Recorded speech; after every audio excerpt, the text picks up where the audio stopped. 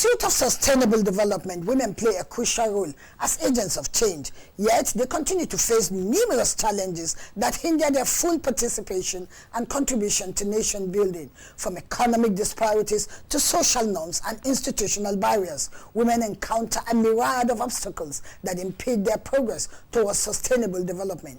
That is why women that have broken the barriers and overcome obstacles are meant to be celebrated. For some, it is about not even being considered fit or worthy of education. Yes, you have guessed it right. Today, we're celebrating the Amazons in our societies, from those making impact at home to those in offices, working to shape and build societies. Welcome to 30 Minutes on NTA News 24. Today, suffice it to say, I am Amazon Lydia Sampson. Good to have you join us.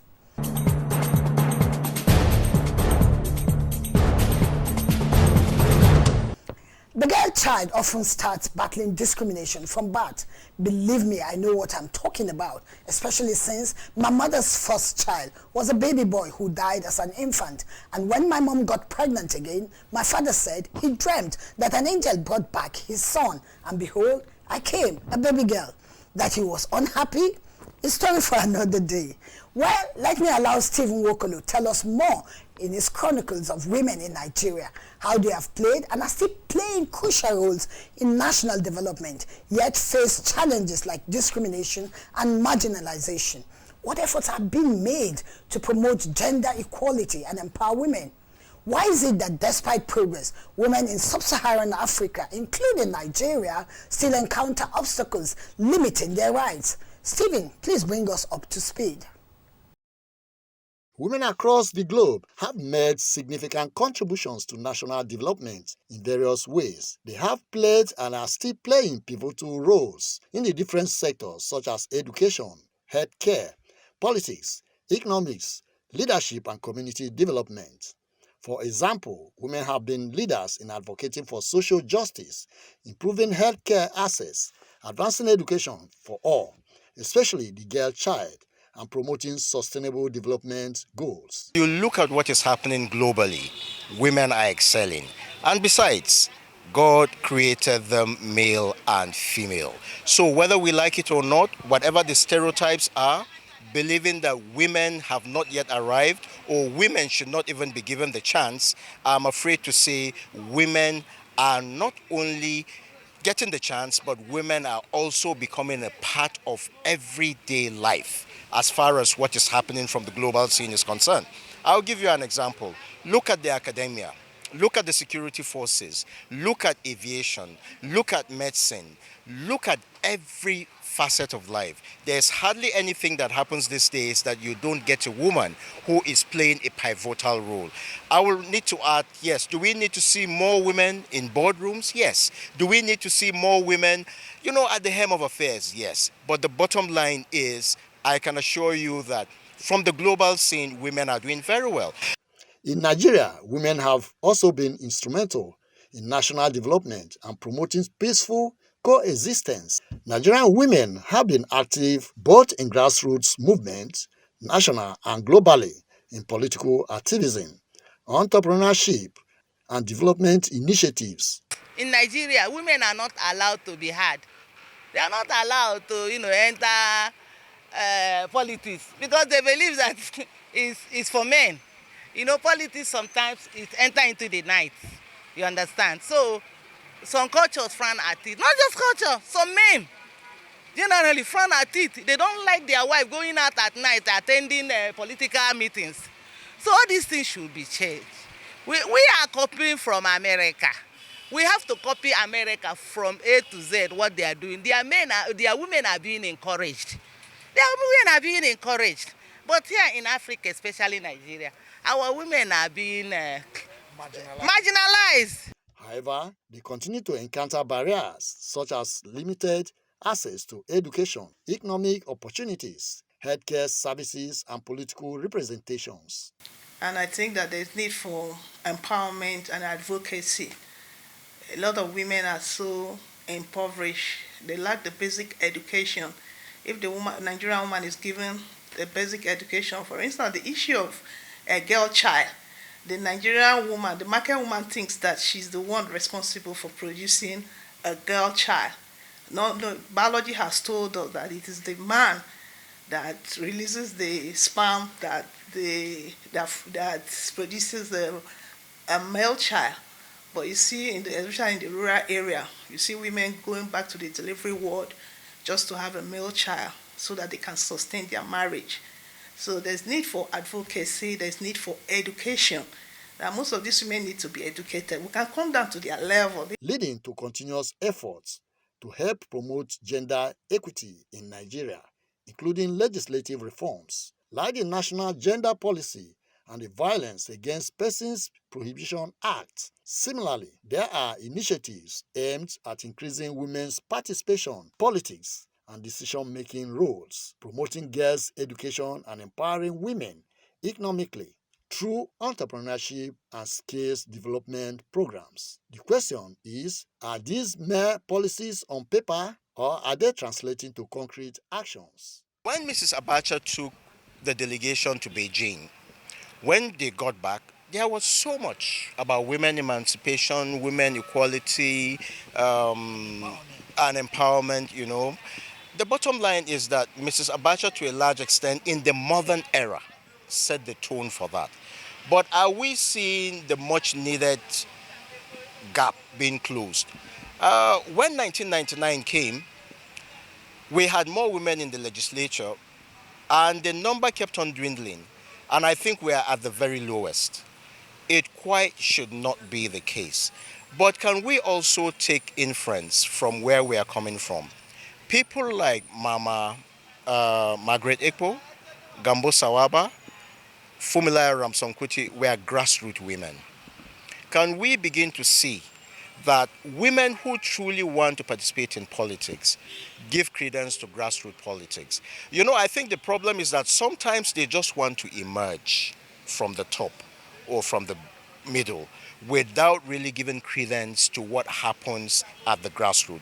This, in my opinion, it's something that we need to look into. Despite these efforts, why then is it that obstacles persist, especially cultural norms and practices, inadequate implementation of gender-sensitive policies, limited access to resources, and gender-based violence? Addressing these challenges, experts say, requires a multi-sectoral approach involving government agencies, civil society organizations, international partners, traditional leaders, and communities to create an enabling environment for gender equality and women's empowerment. Before now, women don't support themselves, but now women support themselves because we now know that we just have ourselves.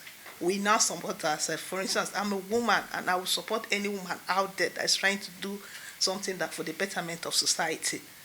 I want to say that it was a setup before now against us. It still boils down to lack of education that I talk about. That if we know these things, that women supporting ourselves will take us far. That you're shining does not mean I cannot shine. So we can do better as a team. And I want to use this medium to talk to all women out there that it's high time we support ourselves because we have only ourselves at the end of the day. We can do this thing. We can do it. We can do it when we come to. We are not in competition with the men. We are not in competition in any way. We stand in our path as naturals, as mortals, to say, oh, we can do this. We can bring our quota to society. We want to be part of decision making that affects us and our children. And I don't think we're asking for too much. Towards raising the bar and escalating conversation on women's contributions, challenges, and efforts as enshrining gender equality in Nigeria, stakeholders say women should raise their voices to create sustainable awareness to keep women issues on the front burner and inspire actions for positive change. These efforts, as well as the media prioritizing and placing women issues on the front burner, they agree are essential to providing a positive portrayal of both achievements and obstacles faced by women in the country. I want to say that women are the ones that are marginalizing themselves, if there is any word like that, because they have equal opportunities naturally to showcase their talent. But in most cases, it is not so because of one, women, they don't like to support themselves. Once a woman comes out for anything, for example, for politics, you will hear is a single mother. She's a single mother. She's following men, and they want to be intact. And then there's this have what I call a petty envy among women. The 35% is too small. The government needs to do more. We need to see more women in elective position and appointments that women can deliver. It is true that we've had some hiccups here and there, but we can do better. We will do better. We promise to do better. And we know we can do better. If we are to emancipate our country, let's look at what women of the past did. Let's look at women of the not too, past did. I mean, the likes of Dr. Ngozi Okonjo-Iweala normally comes to mind. Our late dear Professor Dora Akunyili. We saw what she was able to do as far as illicit drugs and food was concerned. We have people like Obi Ezekwesili. There are lots of them around. These are women that should actually serve as, what do you call it now? As mentors. These are women that should actually serve, as people high up there that younger women should strive to emulate. My advice is money seems to be what is causing most of the problems as far as our emancipating our country is concerned. Younger girls should know that money is just as good as it is needed. You don't need to steal more than you will ever need. They are clamoring for featuring and showcasing successful women initiatives and individuals for gender equity to serve as an inspiration and encourage sustainable support for women's empowerment efforts.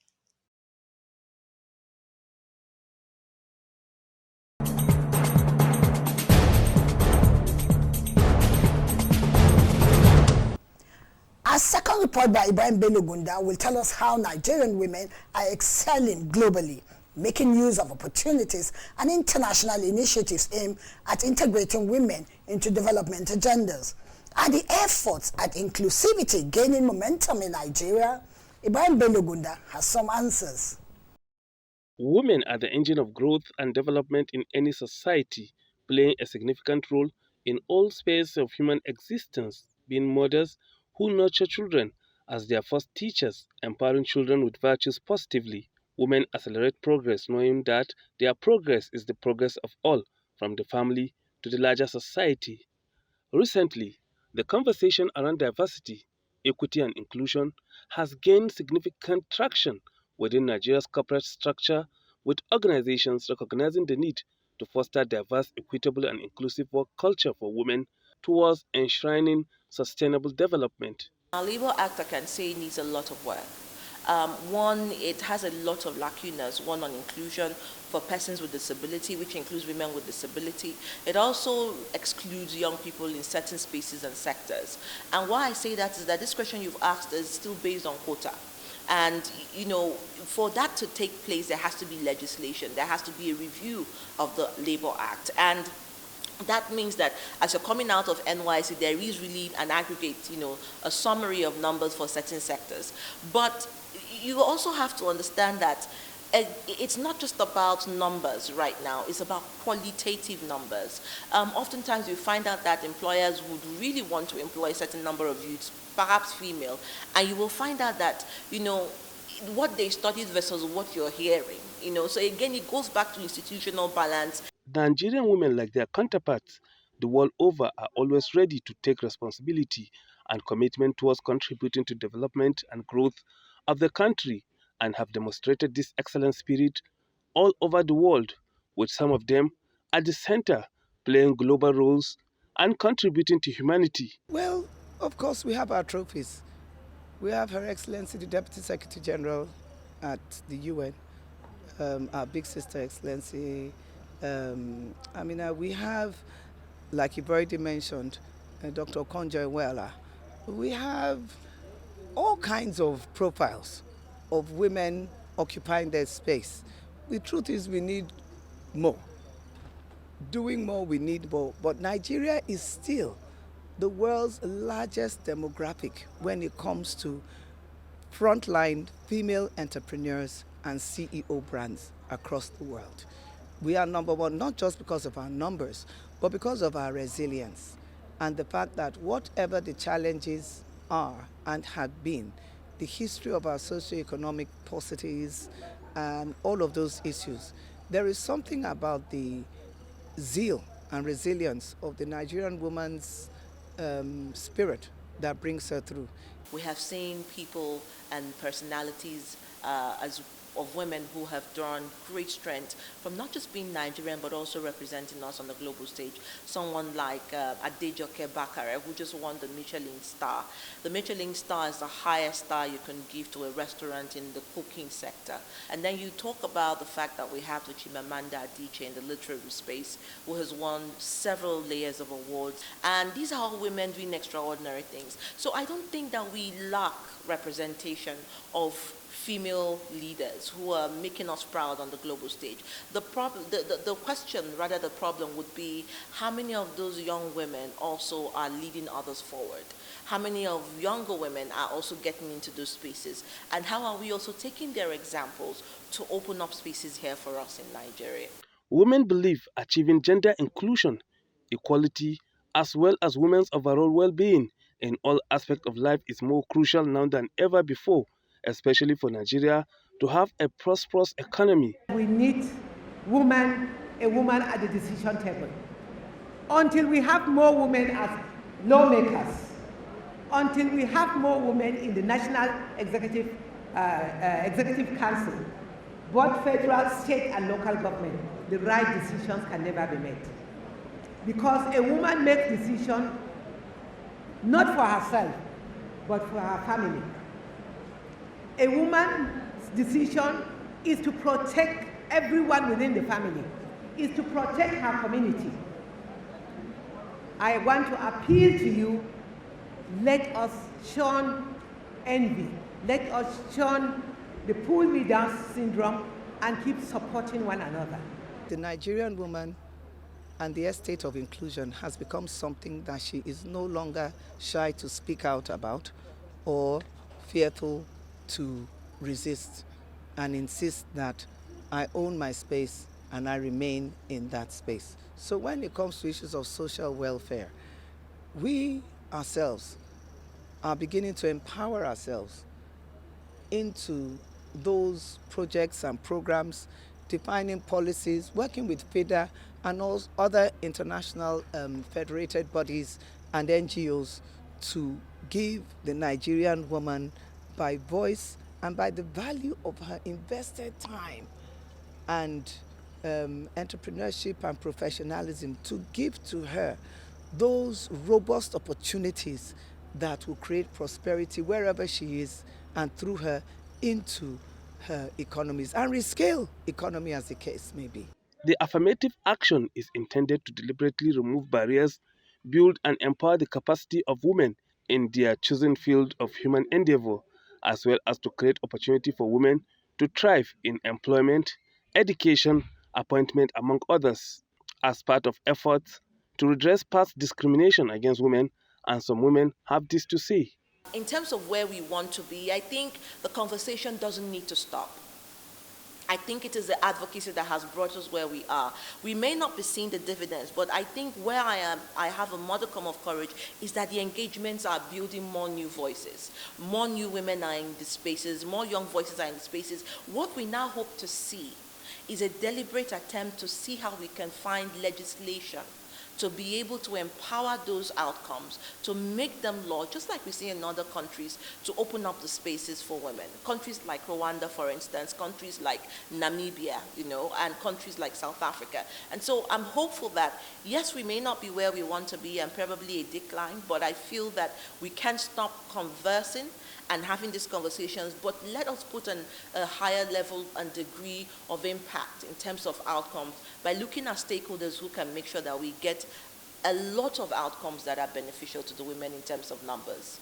They lamented that some traditional gender roles still persist in Nigeria and that cultural influences plays role in gender inequality, especially areas such as girls' education, child marriage, gender-based violence against women, female genital mutilation, among others. The major challenge that we have is the cultural bias. And of course, a lot is being done in that direction now. People are moving out of the bias. Glass ceilings are being broken here and there. But as a woman, and as the first female president of the Nigerian Society of Engineers, I've taken it as my responsibility to ensure that I do a lot of programs that will inspire and motivate more women, particularly into engineering. Because it's only when we do that we'll be able to have a collective voice, for the development of the woman and the empowerment of the Nigerian woman. Stereotyping is the biggest issue. The stigma is the biggest issue, because then there is this absolute ideology that a woman who is a leader or in politics cannot make a good home, that she will not become a good wife, or she cannot probably have time for her family. But these examples I gave you earlier about women making waves globally are family women. They are women who have dedicated both time to country and to home. And that's not to say that there are also women who probably will not be in the family space, but are also doing extremely well. So I think that to an extent, it is how we embolden culture that has created socialization on those norms and made people feel that they are the rule rather than the exception. Comes to gender-based violence for women with disability, even for the influx, as it were, here in the capital city, so much migration that is bringing to us women, young girls, all kinds of socially challenged scenarios. But now we have a Women Affairs Secretariat that is able to answer cries of help and also bring intervention. We're working on reorganizing and restructuring things to do with children in the place of the orphans, the abandoned, the neglected, the afflicted. On the way forward in ensuring women are deliberately carried along for sustainable national development, these women share their thoughts. Every woman must see herself as the driver of that change and that demand that she wants to see and that she wants to call for. If you want to see a difference, become the difference you want to see. If you identify a gap, become the one who goes to bridge the gap. People would say 50% is a lot, but let's even start for 35% affirmative action, which has just been the call. The National Gender Policy as revised has also spoken on 35% affirmative action. That is a national document. So the presidency should look at revisiting that conversation and implementing that across the MDAs, and not just in politics, but also in the commissions. Training, particularly catching them very young, because we have to take the campaign to the grassroots, maybe right from primary school. Ensure that the girls are exposed to good education in science, technology, engineering, arts and mathematics. And then we create an enabling environment for them. Also invest in whatever innovations they have. They called on stakeholders to imagine a gender-equal world, free from bias, stereotype and discrimination. A world that is diverse, equitable and inclusive, where difference is valued and celebrated for overall development of society.